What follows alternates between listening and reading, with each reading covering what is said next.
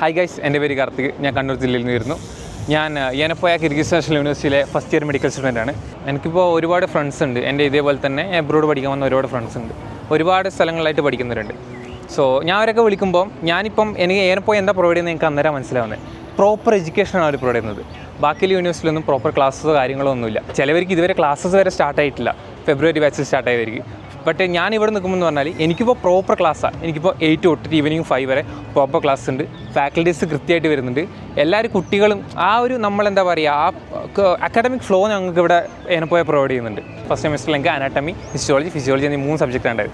ഈ 3 സബ്ജക്റ്റും തന്നെ എടുത്തത് ഏനപ്പോയിൽ നിന്നുള്ള ഇന്ത്യൻ ഫാക്കൽറ്റീസാണ് ഞങ്ങൾക്ക് ക്ലാസ് എടുത്തുന്നത്. They are very friendly. അതായത് നമുക്കിപ്പം ഞങ്ങളുടെ കൂടെ തന്നെ ഞങ്ങളെ ഹോസ്റ്റലിൽ തന്നെ ഉണ്ട്. അവർ 24/7 ഞങ്ങളെ കൂടെ തന്നെ. ഞങ്ങൾക്ക് എന്ത് ഡൗട്ടുണ്ടോ ബാക്കി കാര്യങ്ങളുണ്ടോ അവർ നമുക്ക് ക്ലിയർ ആക്കി തരും. അതുകൂടാതെ ഇപ്പം ഞങ്ങൾക്ക് സെക്കൻഡ് സെമിസ്റ്റർ സ്റ്റാർട്ട് ആയിട്ടുണ്ട്. സെക്കൻഡ് സെമ്മിൽ ഞങ്ങൾക്കിപ്പോൾ മൈക്രോബയോളജിയും ബയോകെമിസ്ട്രിയും സബ്ജക്റ്റ് ആയിട്ടുണ്ട്. അതും ഞങ്ങൾക്ക് എടുക്കുന്ന ഏനപ്പോയിലെ ഫാക്കൽറ്റീസ് തന്നെയാണ്.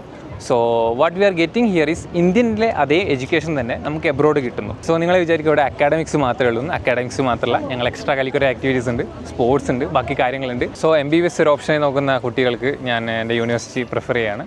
സോ നിങ്ങൾ വരിക, നമുക്കിവിടെ അടിച്ച് പഠിക്കാം.